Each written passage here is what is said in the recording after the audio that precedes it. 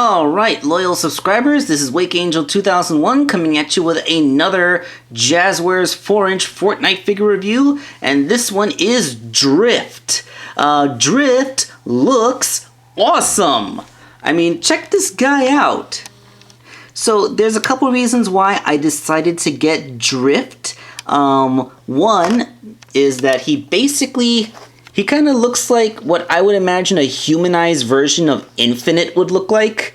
Like, I don't know, between the mask and the shoes, I could totally just see Infinite dressing like this if he was a human character.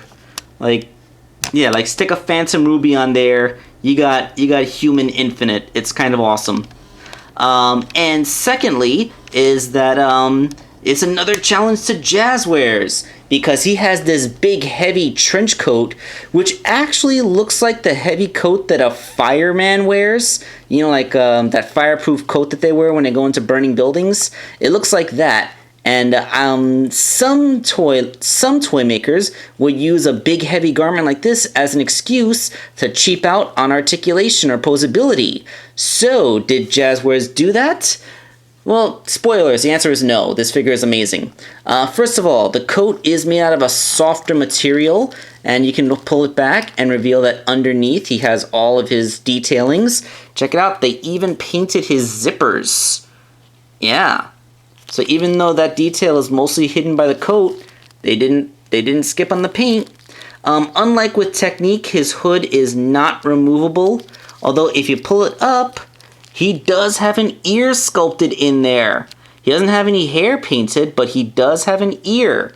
So yeah, even though they could have gotten away with not putting any details of his face because his mask is not removable and his hood is not removable, they still went that extra mile and gave him ears. That's fantastic. I can't believe that they actually went through that much effort. I love it when a toy company puts effort to make their toys be good. You know? Like, wow. And the articulation breakdown is actually exactly the same. Ball joint on top of a hinge, so you can look down. And because the hood is made out of the same flexible material as his coat, he can even look up. Although the hood does want to have, it has a little bit of shape memory, so it pushes it back down a little bit. The trench coat does nothing to block his articulation. He still has awesome ball pin discs with ratchets for his shoulders. Same situation where the elbow doesn't quite get to 90 degrees. It's more like a 45-degree elbow bend. That seems to be the one common thread that all these figures have. Their elbows do not bend very deeply. That's their one weakness, but I only take away like half a point for that. Pin disc wrists so they can rotate and hinge. Ball joint so he has ab crunch and can arch his back. It also serves as a waist swivel, but he still has an actual waist swivel. And his legs, although, yeah, like the coat is flexible enough that you can still move his legs around without having to worry about the coat limiting their articulation. And yes, he still has the thigh swivel, he still has the awesome double jointed knees, and like Carbide, he has pin discs on his ankles because of the design of his shoe. He has high top sneakers that come all the way up to here, but because of the way they're sculpted, you're able to still hide that ankle rocker pivot inside of the shoe without messing up its sculpt. So unlike with Technique, you didn't have to sacrifice the sculpt you didn't have to sacrifice any articulation to preserve the sculpt of the shoe. Yeah, that's what I meant to say. But so yeah, his weapon is this hot pink pickaxe thing. And he holds it very well. And I can hear my Sonic the Hedgehog's ringtone, so I gotta go get my phone. Alright, I have addressed the phone call. And his weapon is kind of cool. It looks like the handle of a katana with a chain hanging off the bottom. Maybe they could have given that chain a little bit of a natural curl so it doesn't just look like it's sticking straight out. And then the top has a little bit of an ornate design where the pinkness of the thing comes out of this silver thing. So yeah, they don't even skimp on the paint job for the weapons. So yeah, like this dude, Human Infinite looks pretty darn good. His weight distribution is thrown off a little bit by that coat, so he's a little bit harder to stand than Carbide and Technique. But if you want to futz around with him, you can get him to work.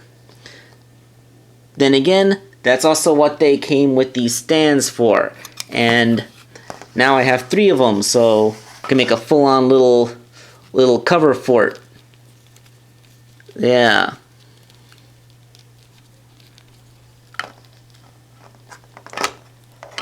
They can't get me now.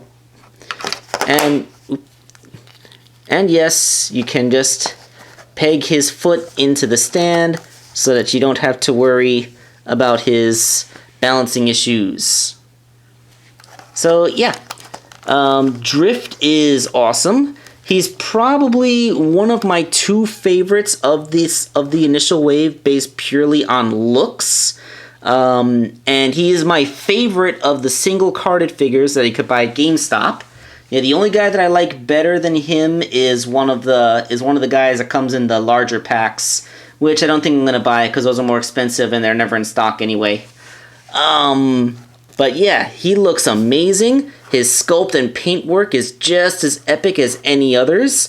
He comes with this big, awesome coat that does nothing to hinder his articulation, although it does make him a little bit more difficult to stand. That's what the bases are good for. And yeah, I would highly recommend him. Yeah, go ahead and get Drift too. I would stand to say that I would pretty much recommend any member of this Fortnite team. I don't think I'm gonna get Bandolier or Raptor because they just kind of look like 2 dudes. They're kind of generic looking. They kind of look like G.I. Joes to me. Like I no offense if those characters are awesome in the game and you love them and you play as them or you face them, then all power to you. I'm very happy for you. Enjoy. You do you. I don't play these games. I don't know anything about the lore. I do not know anything about the characters aside from how they look. So based purely on looks, I'm not going to get those 2 guys because they're a little bit too generic G.I. Joe for me. Although I'm sure that they're still fantastic figures in their own rights. And I just gotta say, these characters are amazing. These are amazing figures, and I am so happy to see Jazzwares back making awesome toys again. So yeah, maybe renegotiate with Sega to get the Sonic license back. This has been Wake Angel 2001, and I'm signing off.